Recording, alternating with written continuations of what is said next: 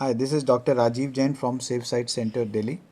So this is a case of epiretinal membrane with macular hole. You can see 4 ports have been made with 23 gauge. One of the port to accommodate chandelier system which comes with the DORC. So here I am trying to induce PVD. Most of the cases have PVD with the cases of epiretinal membrane, but this case didn't had any PVD. So I was trying to remove it to induce the PVD at disk. Since it was very hard, so I used triamcinolone to induce the PVD. And triamcinolone I've found over the years has been a great tool to identify vitreous, to look for any vitreous strands, vitreous cortex which is there, and especially while inducing the PVD, so that you can visualize the vitreous and catch hold of the vitreous. And I normally after initially 2-3 times, if the PVD is not induced, I normally go for triamcinolone. So here you can see the PVD is induced and it has been extended to the periphery. Once PVD is extended to the periphery, peripheral vitrectomy is completed. So once peripheral work is done, I stained the posterior pole with the brilliant blue green dye, and this is an important tool because it stains ILM uniformly. And here you can see there is patchy staining. Here I was trying to lift the ILM, but I pinched the retina as well. You can see that white spot. So I started from the other side. This patchy staining signifies that there is something over the internal limiting membrane, be it cortical vitreous, remnants of cortical vitreous, or epiretinal membrane. So here I could remove, it looked like a bit of epiretinal membrane and with cortical vitreous. So I removed as much as possible, which I could visualize easily, because triamcinolone helped me here. These crystals of triamcinolone were adherent in those cortical vitreous.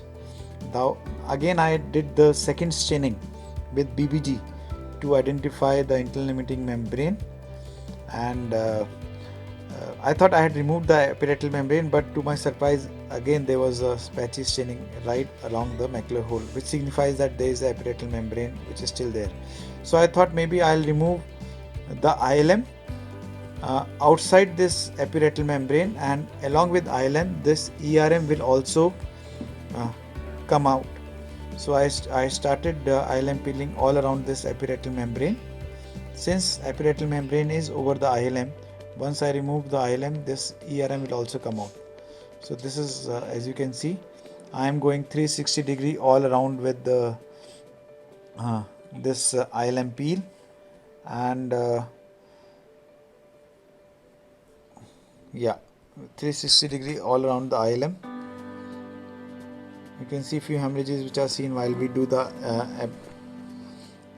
so once this is done, I could still see few strands which were there.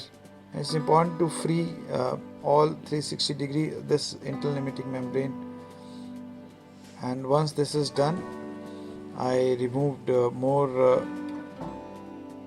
ILM. My purpose was to, I normally do it from arcade to arcade, within the arcades, and you can see that the spot where I pinched, there is a hemorrhage now. So but I've done ILM peel over it also, just in case if there is a secondary hole formation because of my pinching, that will also get closed. And this ILM peel was completed as much as possible without causing any harm to the retina. So there are various techniques of lifting the ILM initially. I prefer pinching. Some people use Phoenix loops. Some people use MVR blade to create an edge, then lift it with the forceps.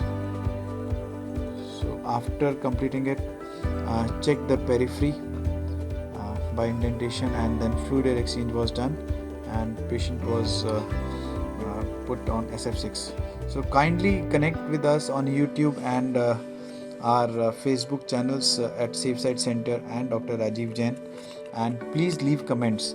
It gives us, it inspires us to load more and more videos. Thank you.